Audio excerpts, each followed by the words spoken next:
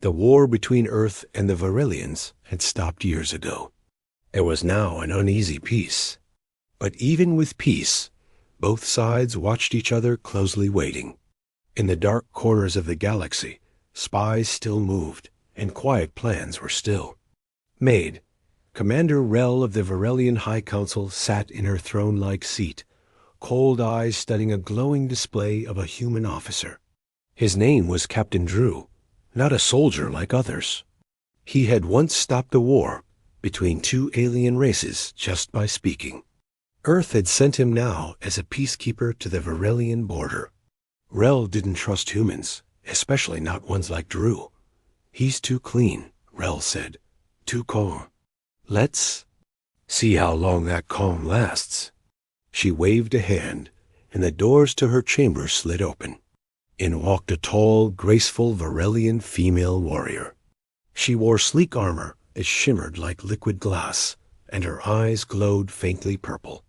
Her name was Lyra, trained in many arts combat, languages, diplomacy, and most importantly, seduction. I have a task for you, Rel said with a smile. You are to approach the human captain. Get close, learn his weaknesses, break him. Lyra gave a short nod, her voice smooth and confident. It will be done. The next day, a Varillian diplomatic ship landed near the Earth outpost on the edge of the neutral zone. Drew, now wearing the navy blue of Earth's peace fleet, stood waiting. He was tall, serious, and carried himself with quiet strength. His team stood behind him, but his sharp eyes stayed on the Varillian group, and then he saw her. Lyra stepped forward. Her movements were calm and perfect, each step practiced. She wore her armor as if it were part of her skin. She smiled softly, eyes never leaving his. Captain Drew, she said, voice like silk. I am Lyra.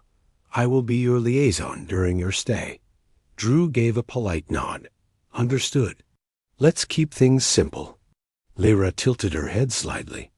Amused, most beings, especially males, stuttered or smiled awkwardly when she looked at them.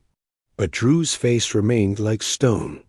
No weakness, no hunger. Only focus. Over the next few days, Lyra stayed close. She brought him reports, joined him during long border meetings, and even invited him for dinner at the Varillian camp. He accepted, but always kept things formal. She tried many subtle things, her voice softer, her touch light, her armor just slightly more open. But still, Drew treated her with respect and nothing more. He asked about her people, her world, her customs. But never once did he show the kind of interest Rel wanted him to. After a week, Lyra began to feel something strange. She found herself waiting outside his cabin longer than needed. She caught herself smiling at things he said. And one night, when he defended her culture in front of his own people during a tense debate, she felt something deep move in her chest. This wasn't part of the plan. She was supposed to fool him, control him. But instead, it was she who began to feel weak around him. She stood one night on the edge of the outpost, looking up at Earth's moon glowing in the distance. Drew stepped up beside her silently. You always walk alone at night, he said gently. It's quiet then, Lyra answered. Less lies, Drew nodded. Peace makes people pretend. War shows the truth. They both stood in silence for a moment. You're different from what I expected, she finally said. I could say the same, Drew replied. Their eyes met, and this time there was no mission between them, no trick. Just two warriors from different worlds, standing under the same stars. And far away, Commander Rel watched the screen in her private room, frowning. Something wasn't going according to plan. Asterisk Lyra didn't return to the command ship that night. Instead, she sat near the edge of the cliff that overlooked the human camp. A soft wind passed over the alien grass. The stars above shimmered, and in the quiet, her thoughts became louder than ever. She had followed orders all her life. She was a weapon shaped by the Varelian High Council, a mix of beauty, strength, and skill. She was trained to destroy hearts before breaking bones. But now, for the first time, she didn't want to follow the plan. It wasn't just Drew's. Resistance. It was his calm nature, the way he looked past her armor and into her words. He didn't try to win her, didn't chase her like most did. And that made her want to chase him. She touched her chest where her heart pulsed strangely. "This is weakness," she whispered to herself. "You don't look weak," a deep voice said behind her. Lyra turned and saw Drew standing a few feet away, holding 2 metal cups. Steam rose from them. "I brought something warm," he said.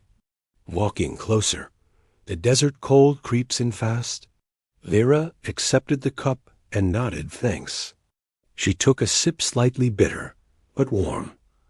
"This is coffee?" "Yeah," Drew replied, sitting beside her.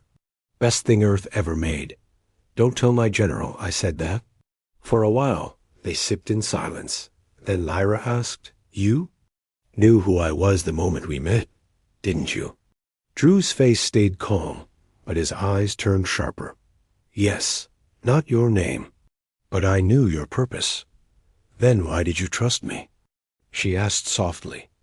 "I didn't," he said, not cruelly, just honest. "I still don't." Lyra smiled, not offended.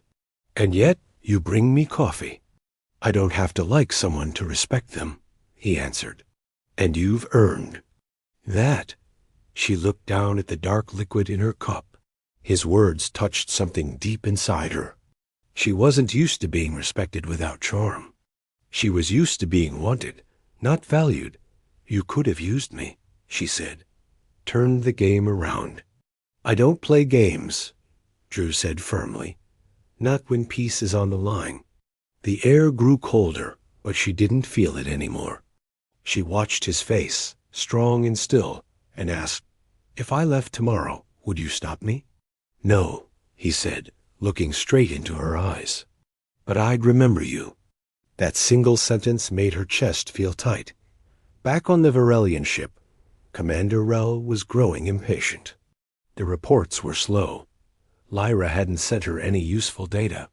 And the human base still operated calmly. No signs of corruption. She called in her second officer. "What is Lyra doing down there?" "She's staying close to the human captain. Nothing has escalated." "Nothing has changed either," Rel snapped. "If she fails, I'll send someone else." Down on the planet, Lyra walked Drew back to the edge of the Earth camp. The guards nodded, watching her carefully.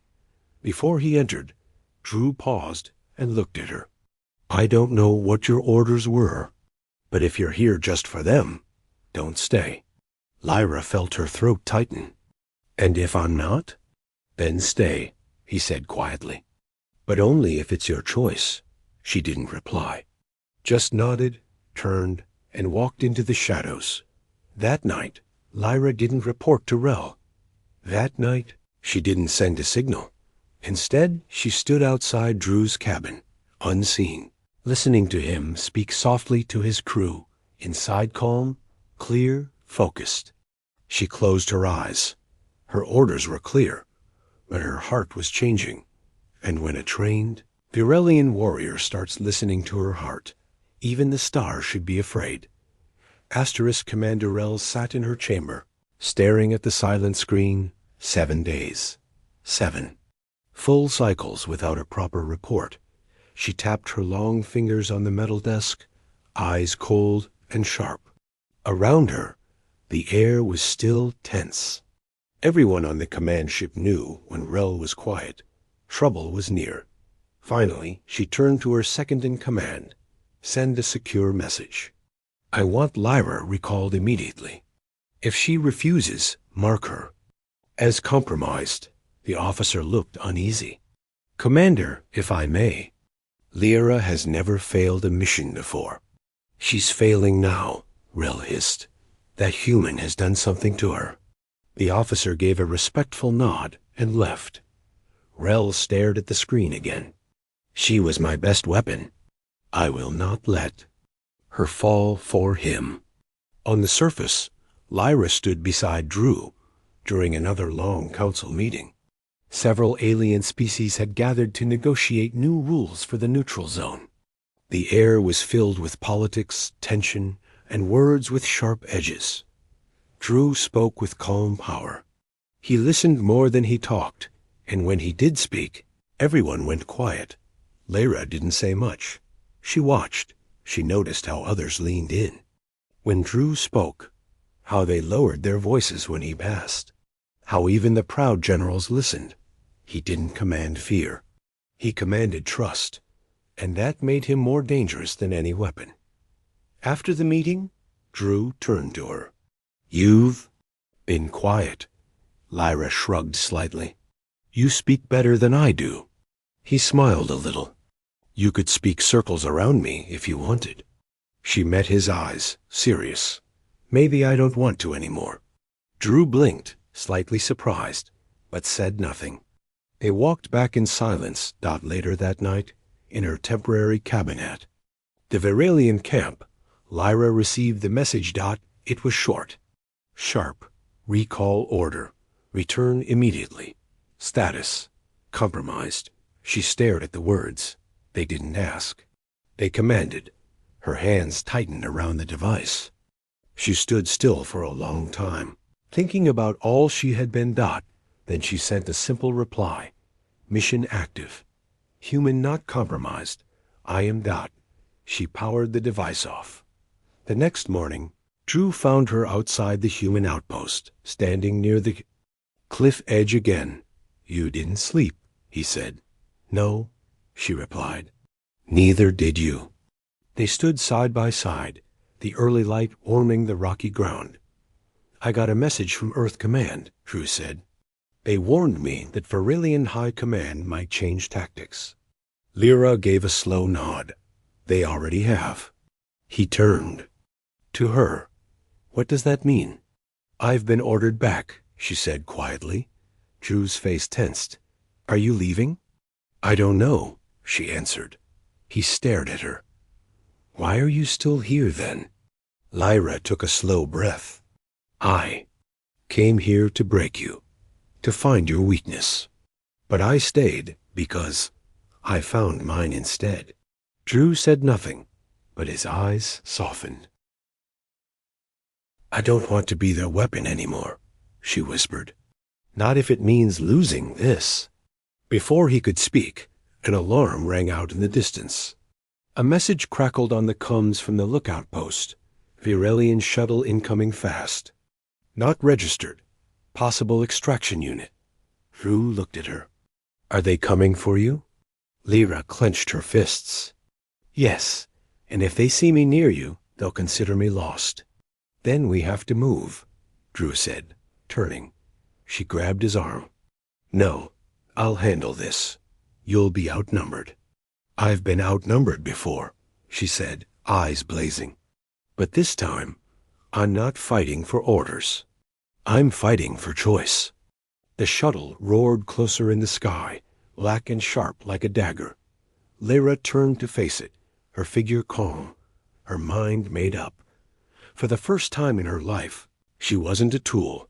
She was something far more dangerous. She was free. Asterisk the Black Virelian. Shuttle dropped through the clouds like a hunting bird. Dust kicked up across the rocky hills as it landed, just outside the human zone. Its engines hummed with sharp energy. The sides of the ship opened, and 4 armored Virelian agents stepped out. They wore dark, curved armor different from Lyra's. This was combat gear, not diplomacy. One of the soldiers scanned the area with a glowing device. Target acquired. "She's nearby," he said. Inside the ship, Commander Rel stood at the door, hands behind her back, eyes cold as ice. "She had her chance," Rel said. "Bring her back, or bring back her body." On the ridge above the shuttle, Lyra watched them approach. Her face was calm, but her heart was beating faster than ever. She knew these soldiers. She had trained with them. They weren't here to talk. They were here to end her. Drew stood beside her, holding a small comms unit. If we alert Earth Command, we can send backup. No, Lyra said firmly. If they come, it will become a war. I can't let that happen. Drew frowned. They're armed, and you're one person. I'm not just anyone, she replied. You said it yourself. I earn respect. It's time they learn that too. He placed a hand on her shoulder. Don't die proving a point. She gave a faint smile. Then don't let me go alone. As Lyra stepped down the ridge, the Varelian soldiers turned toward her. Their weapons didn't rise yet. Lyra, the lead soldier called. You are ordered to return. Commander Rel is here. Lyra kept walking. I'm not yours anymore. The soldier's grip on his blaster tightened. This is not your decision. Yes, it is, she said, stopping a few steps away. For the first time, it is. Commander Rel stepped forward from the shadows of the shuttle. Her gaze locked. With Lyra's, you were my best, Rel said slowly. Now look at you, standing beside a human. Lyra raised her chin. He didn't break me. You did. You sent me to use him, but I found someone who treated me like more than a weapon. Rel's voice sharpened. You were not sent to feel. Lyra, I wasn't supposed to think either, was I? Suddenly, the lead soldier raised his blaster. Return with us, or face the consequence. Before Lyra could respond, a voice echoed behind her. Lower your weapon, Drew called, stepping forward slowly. His tone was calm, but his sidearm was drawn and steady. One of the soldiers snarled. Human, this is not your affair. You make it my affair when you threaten someone standing on Earth's soil? Drew replied, steady as stone. Commander Rel's lips curled. Ah, now I see. This wasn't just failure, it was betrayal. Lyra took a single step forward. I won't go back. Then you leave me no choice, Rel said coldly. She nodded. The soldiers raised their weapons. In a flash. Lyra moved. She spun, grabbing one soldier's blaster and slamming the back of her elbow into his helmet. He fell backward, stunned. Another soldier aimed only for Drew to fire once, hitting the blaster clean out of his hands. The third came at Lyra with a shock staff, but she dodged low, sweeping his legs and twisting the weapon out of his grip. Seconds, 3 were down. The fourth hesitated, then dropped his weapon. Rel stared in shock. You would strike your own? She asked bitterly. No, Lyra said, walking closer. I strike yours. I was never truly mine under your rule. Drew walked to her side. His gun was lowered now, but his eyes were still watching every move. Commander Rel stepped back toward the shuttle, face hard. This isn't over. I hope not, Lyra said. Because I'm only just beginning. The shuttle closed. Engines flared. And within moments, it lifted and vanished into the clouds. Silence returned. Drew looked at her. You all right? Lyra breathed out slowly, then nodded. Now I am. Asterisk. The sun rose slowly over the rocky hills, painting the world in soft gold and deep red. The battle from the night before had left burn marks in the ground, but no blood. Drew and Lyra stood near the edge of the outpost, silent, watching the sky where the Varelian shuttle had vanished. Neither of them spoke for a while. The wind moved gently through the tall grass. Birds circled high above. Finally, Drew broke the silence. You didn't have to fight them. I did, Lyra replied, because I finally chose something. Someone worth standing for. Drew looked at her. What now? She turned to face him. Now I'm hunted, branded a traitor. I won't be safe anywhere in Varelian space. Maybe not even here.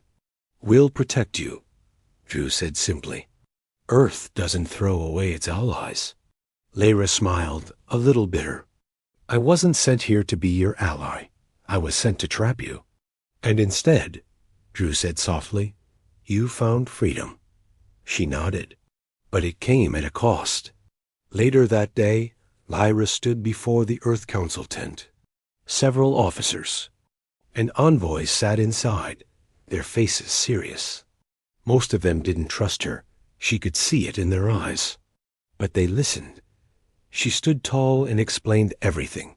Commander Rel's mission, the seduction plan, the extraction team, her decision to stay. When she finished, one officer asked, "And why should we believe that you're truly on our side now?" Lyra didn't flinch. "Because I'm not on anyone's side anymore. Not yours, not theirs. I'm done being a tool.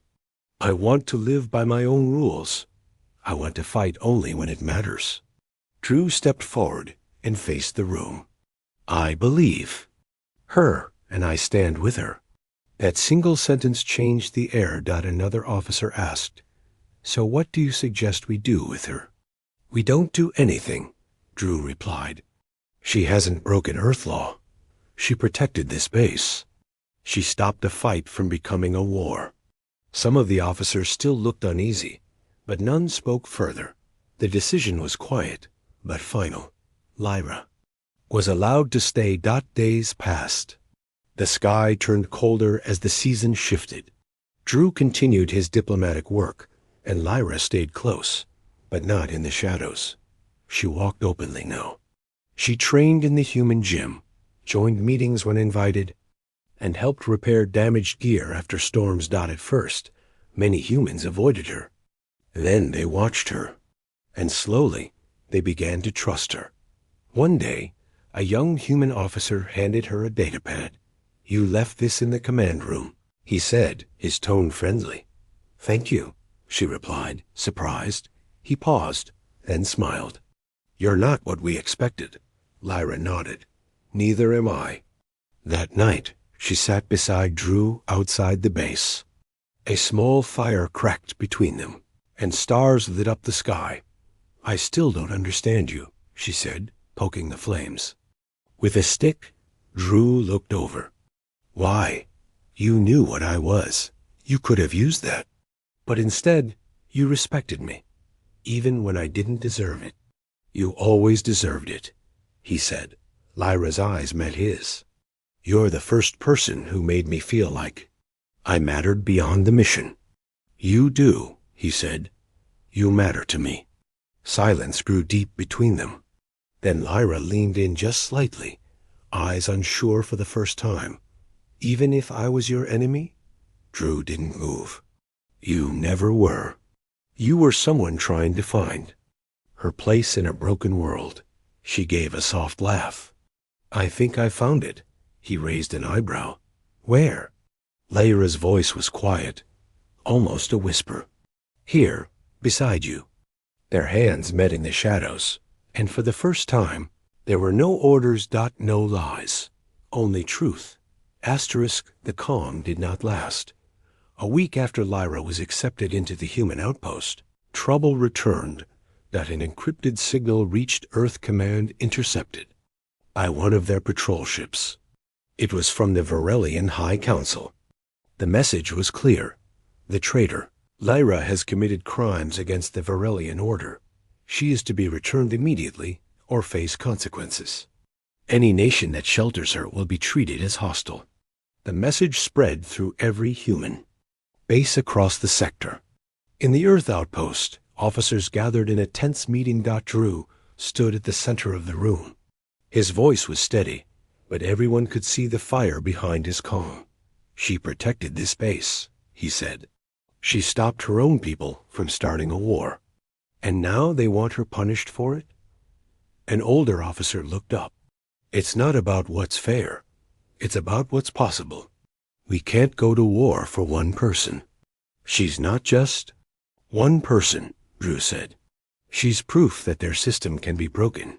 That's why they're afraid." Outside the room, Lyra stood quietly, listening. She already knew what the message meant. Not just for her, but for everyone here. The Varelians wouldn't wait long.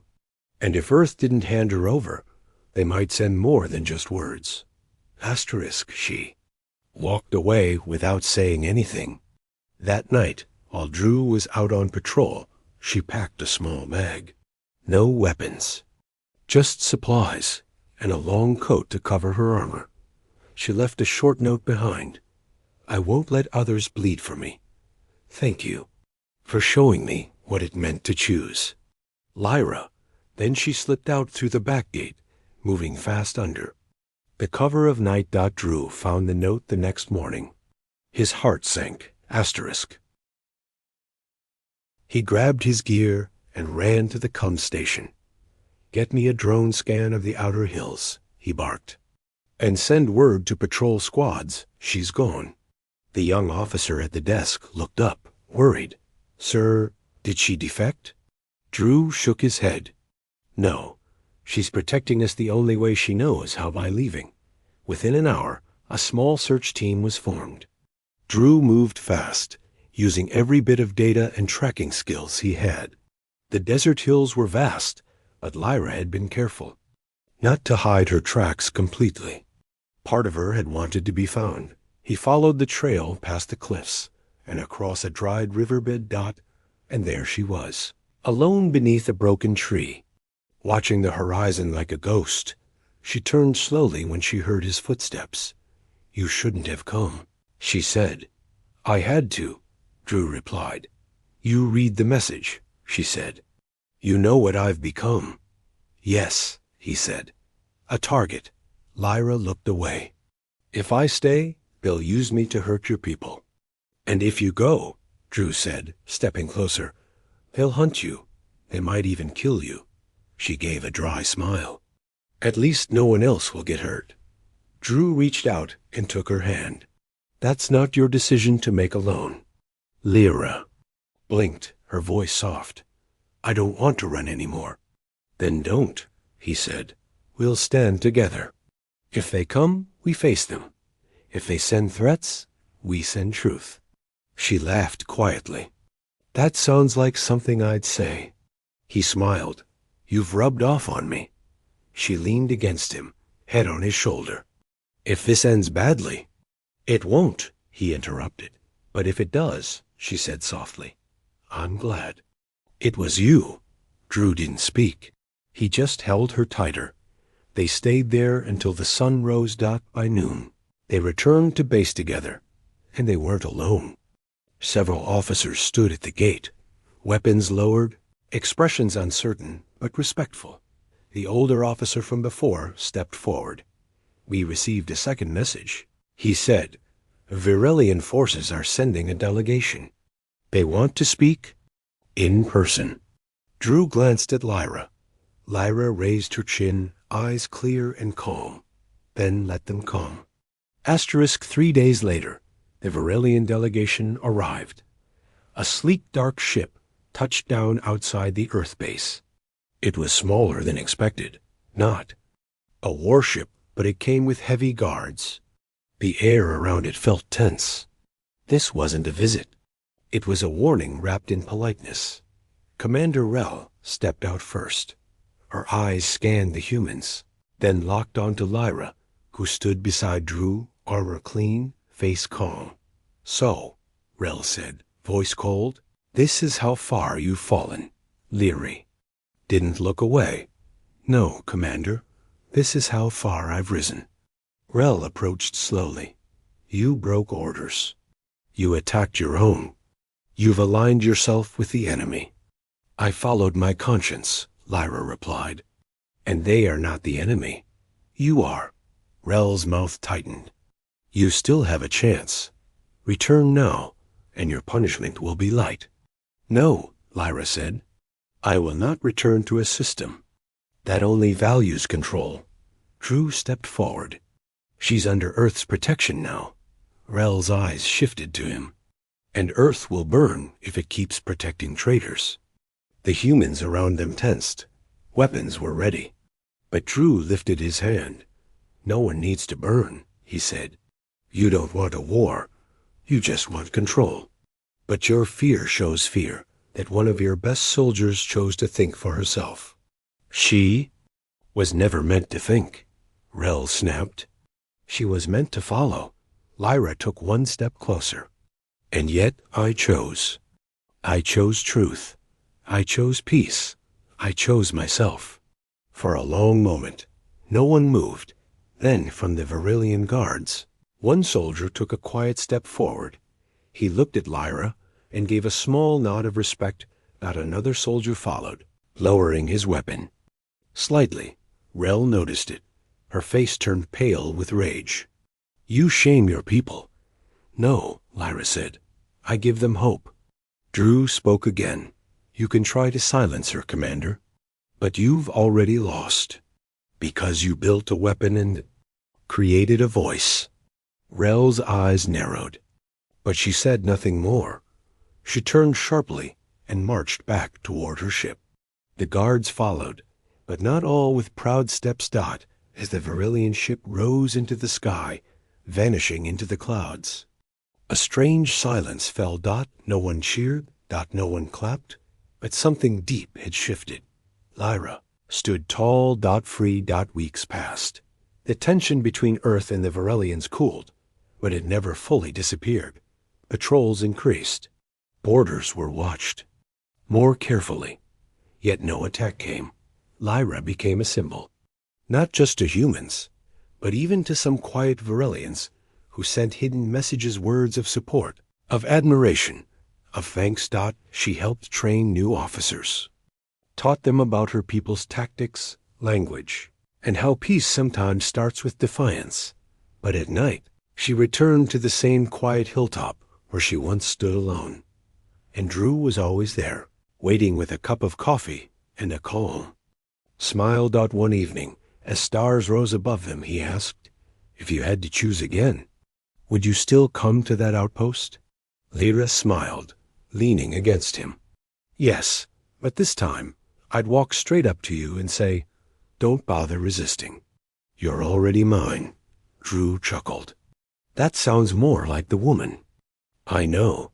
She looked out over the land. "And now I finally know myself." The end. Asterisk.